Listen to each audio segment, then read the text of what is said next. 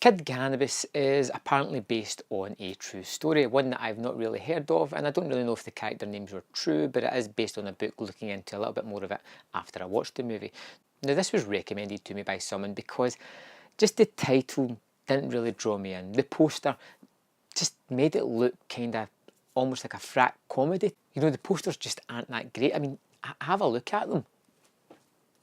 See what you think yourself. They make it look like a frat boy comedy, like one of these ridiculous drug-fueled antic type things, and it's not really along those lines. The movie follows the tropes that we've seen in other things. Somebody has this bright idea to start a kind of illegal import business, shall we say, you know, kind of things that happened in American Gangster or Blow or that kind of movie. You have that typical story arc. You have somebody who is unassuming, who you would expect to be doing this kind of job. He gathers together his friends that he's had for several years, and together they embark on this endeavour that turns into a money-making machine. But with money becomes problems. There are women, there are fights, there are arguments for more money, there is double crosses, triple crosses, quadruple crosses, and it all kind of seems a little bit too familiar.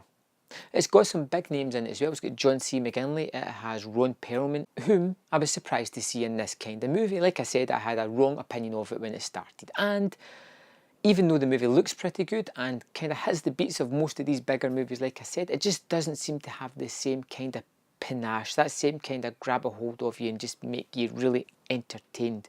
It feels small in certain segments. It just doesn't feel like it's got the grandeur that a story of this should really have.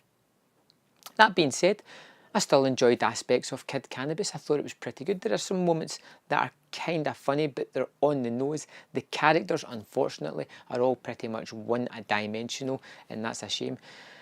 And the main guy, I just couldn't buy the main guy as being the brains behind all this operation. He seems like somebody that's probably been marginalised all the way through school. In fact, he kind of hints on that.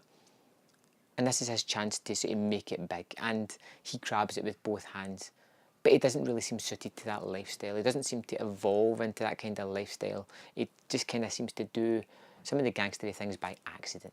Ron Perlman is pretty good in this as a sort of backer to the guy, the one that's financing all this operation. And John C. McGinley is also exceedingly good in a movie that is a bit different from his usual tact. He's usually in your face, stern, over dominating the people on screen. This time he's a little bit more relaxed, he's a little bit chilled out, because he is the grower of the pot in this movie. He's the one that's making the supplies to the guys that are getting rich off it by travelling into America. And that's basically what the movie is about. It's all about these guys just transferring the drugs from Canada to America by doing this sort of run through the border with ghillie suits on. And it's curious and interesting the first time, but this scene plays out several times, and you're expecting it to change each time, but it doesn't. The first few times are just exactly the same, and this is what the movie does. It repeats the beats that it already has. It has this wild party scene over and over and over again, and we understand with this money becomes this lifestyle, but it just seems to glamorise it a little bit too much without too much of a payoff.